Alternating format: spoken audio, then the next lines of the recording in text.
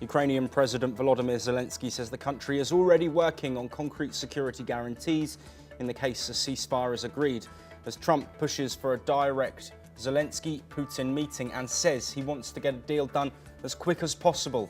This comes as Ukraine's foreign minister says Russian attacks show it is critical to end the war.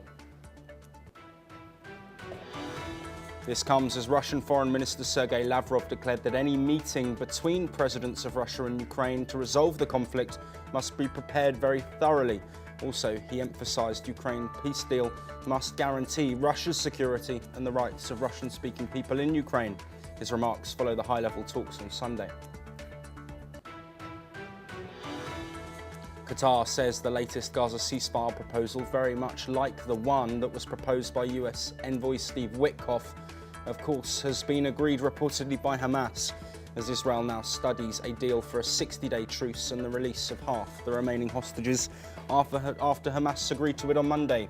Meanwhile, the UN Human Rights Office warned that Israel is not allowing enough supplies into Gaza to avert widespread starvation.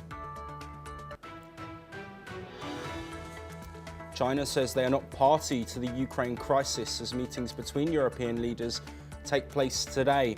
Ukraine and Europe also met with the US officials in Washington. UK Prime Minister Keir Starmer is set to chair a coalition of the willing meeting. Pierre Poilievre has won a special election in Alberta, returning to Parliament after losing his seat in the April elections. Poilievre, who accuses the Liberal government of mishandling relations with Washington, will confront Carney when the House of Commons resumes next month.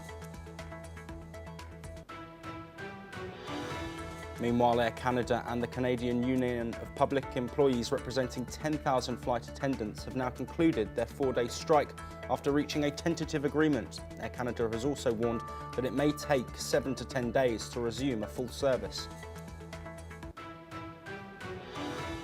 At least 25 people have been rescued, with 25 others presumed dead after a boat carrying around 50 passengers capsized in Nigeria's Sokoto state, that according to its National Emergency Management Agency.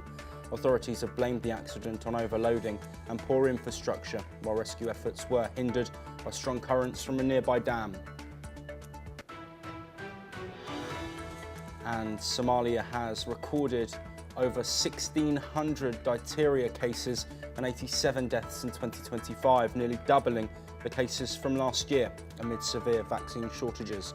Health official Hussein Abdikar Muhyiddin warned that hundreds of thousands of children remain unvaccinated.